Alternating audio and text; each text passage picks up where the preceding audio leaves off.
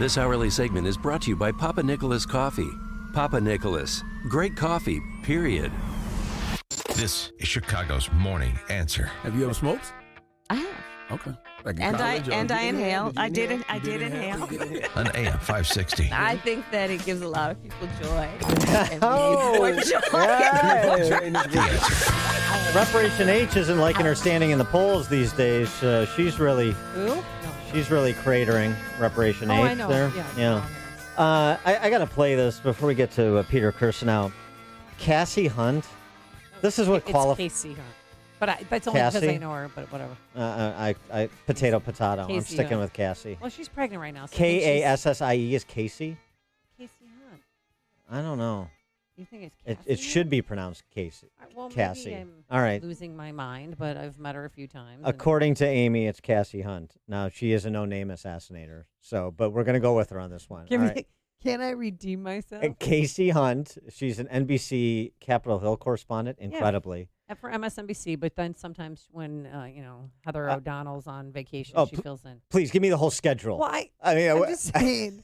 And now in Yeah. August, when they're on recess, she's filling in a lot more on nightly news. That's all I can tell you. What else do you know from her CV? Well, I think she's Where'd she do pregnant undergrad? Right now. Okay. So she's on a round table She's growing out her hair. with the diminutive Chuck Todd. Chuck Todd. And they're talking about presidential contest. And then Casey, don't call me Cassie Hunt, says this about sort of the Warren versus Biden matchup and the prospect of a Warren versus Trump matchup. Can I just say, character-wise, let's elect a woman, okay? These nonsense that's been coming from our male politicians of all parties. I don't know. I'm tired of it. You don't want to worry about character. Elect a woman, please. Thank you. There it is. I've never understood why that in itself isn't a reform message, which is you don't see women governors getting into these scandals. You don't see women. Sure, I will be accused of being sexist in the opposite direction, but the facts are what they are. The facts are the facts. Well, we nominated a good woman in 2016. Well factored. Yeah, Michael Steele and Chuck Todd all guffawed along. Oh, sure, of course. Yeah, I know. Men are dumb, and they're all corrupt, and women are all skirt pristine. chasers. Yeah. And we're not. Right. And, of course, that's the same thing. You want a female head of state, then you never get into a war, like Benazir Bhutto, Golda Meir, Margaret Thatcher. We could go on and on. It's sort of not the point. By the way, this is how silly they are. That's a correspondent. Capitol Hill's correspondent. She's supposed to be a reporter, a journalist, and she's saying, she's teasing her hair while she's saying sophomoric nonsense like that. The person she's talking about, Elizabeth Warren, if you want to not worry about character, elect a woman, elect Elizabeth Warren. She just apologized in Sioux City this week, not specifically, but generally, for a fraud she had committed for decades. The character? What are you talking about? Dilma Rousseff. I could go on and on. She, respects fraudulent behavior from women. Yeah. I mean, it's just. The girl's pregnant. It's so indicative. What does that mean? It's so indicative of the mentality of the D.C. press corps. I had to play it. You think that the socialist Spice Girls are obsessed with identity politics? Their amplifiers in the D.C. press corps are at least as obsessed and vacuous. And Casey Hunt is Exhibit A. For more on the topic, though, of sort of the distribution of the electorate, very interesting piece we referenced earlier in the week from Peter Kirsanow over at National Review about the black vote, where it's historically been in, say, the last half a dozen presidential elections, and where it might be based on current approval ratings for President Trump and how that would reshuffle the deck as you try to divine the electoral map in 2020. Peter Kirsanow joins us now. Peter, thanks for being with us. Appreciate it. We have Hello.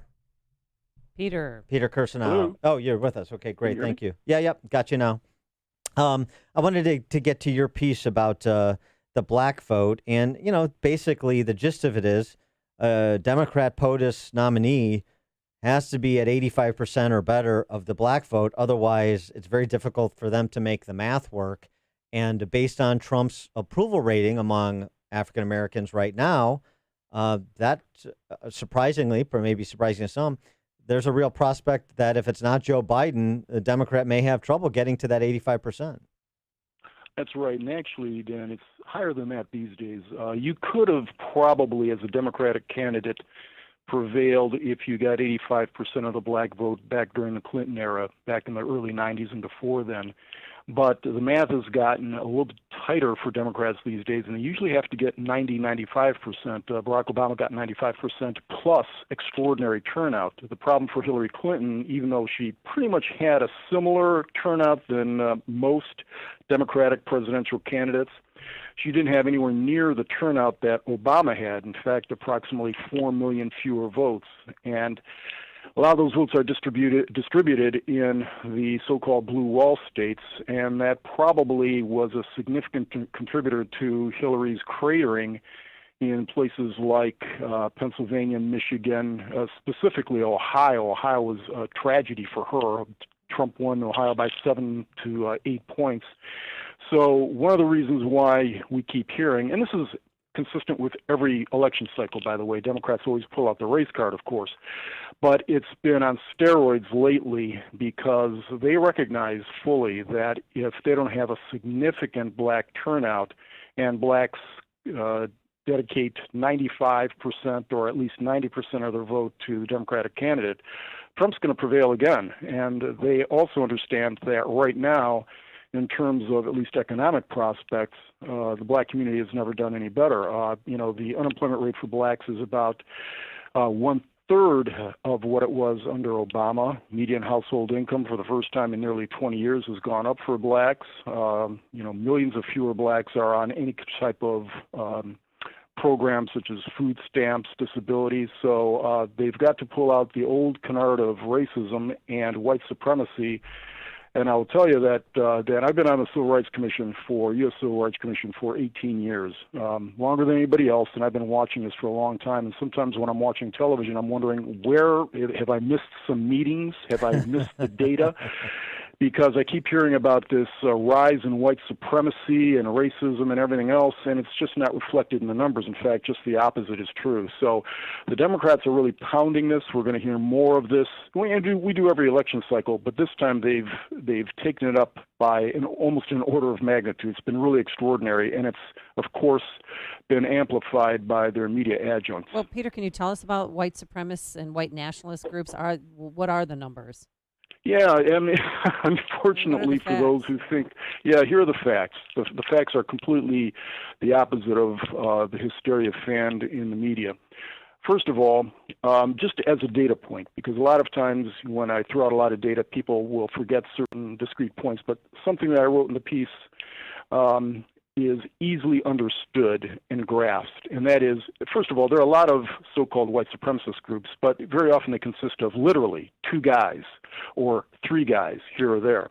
The Klan still is the largest white supremacy group, and even though we hear about this tremendous increase in racism and white supremacy, for purposes of comparison, in 1930, when our population was barely a little bit more than 1/3 of what it is now, that is about 130 million, there were 4 million Klansmen. Today, with a population of 330 million, there are 4,000 Klansmen, probably closer to 3,000. It's anywhere from 3,000 to 4,000. Also, I mean, there are neo-Nazi groups and white supremacist groups with names like Aryan Nations, and they add them often. And the Southern Poverty Law Center likes to come out and say that these groups are proliferating. But if you dig down into the data, it is true. The groups are proliferating. There are more of these groups. But to give you one example, and this is true, it's not necessarily a one-off. There's one group, now the name escapes me. I think it may have been some Aryan offshoot. But there was one group that split off into 2 groups. So that meant that there are now more groups. But that consisted originally of 4 individuals located in Alabama. One of the individuals converted to Islam. The other 3 didn't like that, so they split off from him. He formed his own little white supremacist group.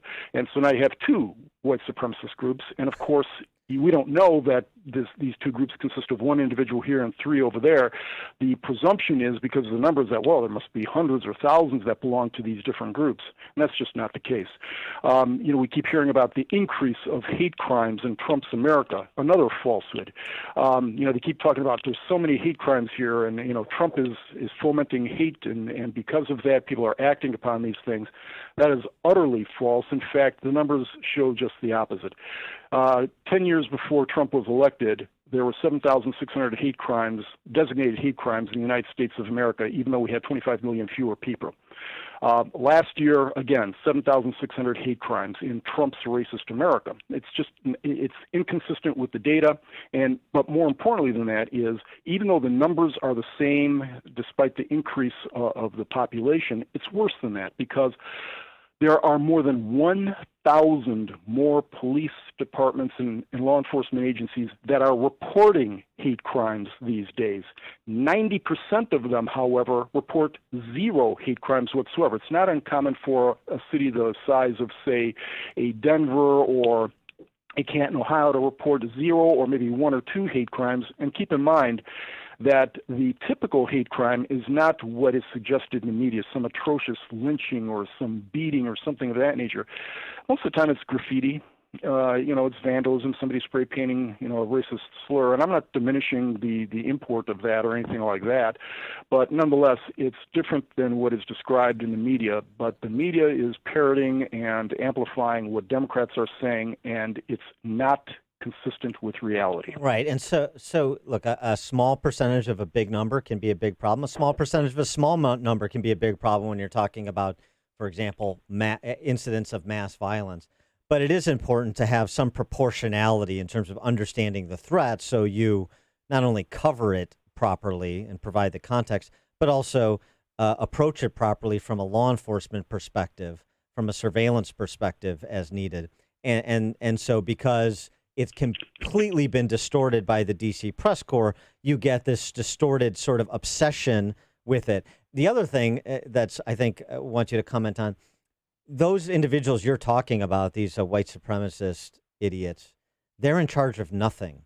The hate mongers on the left are members of Congress. They're actually in charge of a lot of cultural institutions, those that play identity politics in precisely the reverse way, but to the same, but sort of from the same philosophical premise. Consider this, that there's no secret that one of the reasons why Barack Obama got elected is people were hoping that it would help to heal any kind of racial division in the country. And, that racial division had been healing for quite some time. Again, not just looking at the numbers, but if you look at polling data in terms of attitudes, people were far more inclusive. People were far less or more likely to associate with, marry, date, etc. people of a different race. Racial attitudes were improving fairly significantly, and thought was, well, with a black president, this would kind of seal the deal. But unfortunately, because many, for political reasons, for political imperatives, and again, using the loudspeaker of the press, seemed to make it seem as if racism was abroad in the land, that all of a sudden, every single thing that went wrong in this country was attributable to racism. I mean, you even have the New York Times now trying to rewrite history to put race front and center on everything, and saying that slavery was the foundational event in terms of creating this country. So racial attitudes were actually worsening during this period of time, and when you have politicians out there constantly talking about the racism of America, the founding principles of America based on racism, and things are getting worse, and you've got the President of the United States who is a white supremacist. They're actually saying he's a white supremacist, which is a shock to, I suspect, the Spike Lees, Jesse Jacksons, and Al Sharptons of the world, who were yucking it up with President Trump for decades and giving him awards. Although, and now they find out he's a racist. Well, and they're also parroting the same line. I wanted to go back to something that you mentioned, though, about just the black vote, just the electoral numbers here. The point that you made that needs emphasis because it's so important to the Democrats, turnout. So Hillary Clinton in 2016 got, sort of center cut percentage for a Democrat nominee with respect to the black vote, a Democrat nominee that would win.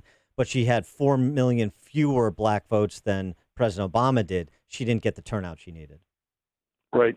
And right now, there doesn't appear anybody in the current cadre of Democratic candidates who inspire the kind of turnout as Obama would, for a lot of reasons. But they are not doing very well in terms of inspiring enthusiasm if you look at certain polling data.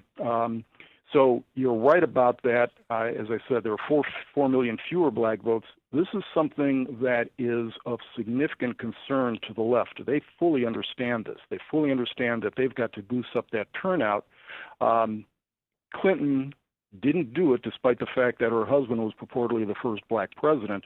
So they've got to find someone who appeals to the black vote in order to make sure that certain swing states, states that had traditionally been blue states, or at least for the last several elections, swing back to the Democratic candidate. And right now, if you look at the list of candidates, there's not really anybody out there who inspires any more enthusiasm than Hillary Clinton did. Clearly, Biden gets the lion's share of the black vote, but there really isn't anybody out there that is drawing a significant portion of the black vote or inspiring a whole lot of enthusiasm. There was, at the outset, there were a lot of pundits who thought that, well, Kamala Harris might do it because she's kind of the intersectional candidate. She is both female, which, Hillary Clinton was, black as Barack Obama was. This is the perfect identity politics type of candidate. But she's cratering, at least for now. It's still early, but she went from having about 15% of the black vote, at least in terms of Democratic primary voters, to, after the second debate, 1%. And one of the reasons for that, I think, was Tulsi Gabbard's very effective attack on her, whether you agree or disagree. But that attack really did some significant damage to Kamala Harris, and she's going to have to resuscitate her image among black voters in order to have any prospect of getting the nomination. She may be a VP candidate for purposes of identity politics. He is Peter Kirsanow. He's an attorney, and he's a member of the United States Commission on Civil Rights. Check out his piece in National Review, nationalreview.com, Trump and the Black Vote. Peter, thanks for joining us. Appreciate it. Thanks very much. And he joined us on a turnkey.pro answer line. Connect with Dan and Amy using the AM 560 mobile app. Download it today at 560theanswer.com.